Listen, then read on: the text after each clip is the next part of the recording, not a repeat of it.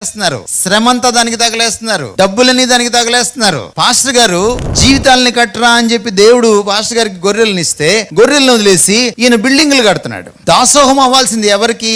దేవుడు అనే వ్యక్తికి. The person of God you have to yield your self and that is called service, సేవ. ఇది వాక్యంలో ఉన్నటువంటి అంతరార్థం. ఈ దాసోహంలో విధేయత ఉంటుందా? ఉంటుంది. వినమ్రత ఉంటుందా? ఉంటాయా? ఇవి ఉంటాయి. ఎవరికి మళ్ళీ విధేయత? నాకంటే పెద్దయ్య గారికి కాదు, తండ్రి గారికి కాదు. ఇప్పుడు మమ్మీ డాడీ అని కూడా పిలిపించుకుంటున్నారు కదా. ఈ మమ్మీ డాడీలు వచ్చారు, రకరకాల వేషాలు వచ్చేసినాయి. సో దాసోహం ఎవరికి?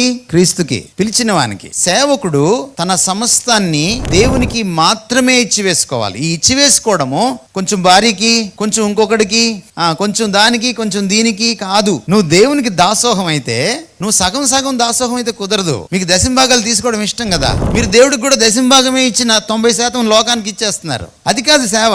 100% ఆయనకి ఇవ్వాలి. నీ